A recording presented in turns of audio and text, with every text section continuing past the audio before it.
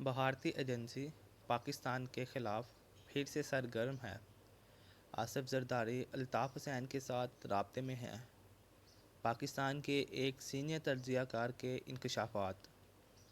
السلام علیکم دوستو، میرا نام ہے محمد شمائل اور آپ دیکھ رہے ہیں دا انٹرٹینمنٹ ورلڈ۔ دوستو، ہمارے اس چینل کو سبسکرائب کریں مزید معلوماتی ویڈیوز حاصل کرنے کے لیے۔ دوستو، سینئر تجزیہ کار اور صحافی ہارون الرشید نے نجی ٹی وی چینل پر اپنے پروگرام میں بتایا کہ وہ کئی دفاعی ماہرین سے ملاقات کر چکے ہیں اور ان ماہرین نے ان کو جن حالات سے آگاہ کیا وہ غور طلب معاملات ہیں۔ انہوں نے کہا کہ وہ جن دفاعی ماہرین سے ملے ہیں اور جنہوں نے یہ تجزیات دیے ہیں، ہارون الرشید کو ان کی ذہانت، دیانت اور اعانت پر مکمل بھروسہ ہے۔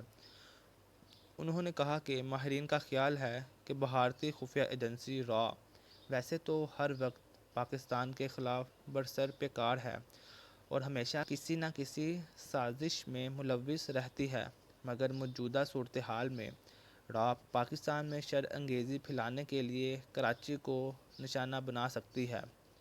ہارون رشید نے یہ بھی انکشاف کیا کہ آصف زرداری ابھی تک بانی MQM الطاف حسین سے رابطے میں ہیں اور ان کو ماہانہ 4 کروڑ روپے پہنچائے جا رہے ہیں۔ انہوں نے یہ بھی بتایا کہ دفاعی ماہرین کے مطابق بلوچستان میں بھی بھارت کی سرگرمیاں تیز ہو سکتی ہیں۔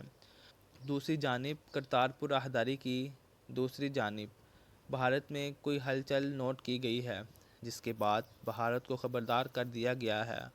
انہوں نے بتایا کہ بھارت اس راہداری کو بھی سبوتاژ کرنے کی کوشش کر رہا ہے۔ ہارون رشید نے یہ بھی سوال اٹھایا کہ آخر کیا وجہ ہے کہ اتنے سنگین مقدمات کے باوجود غیر ملکی ایجنسیز ابھی تک الطاف حسین کو بچانے میں لگی ہیں۔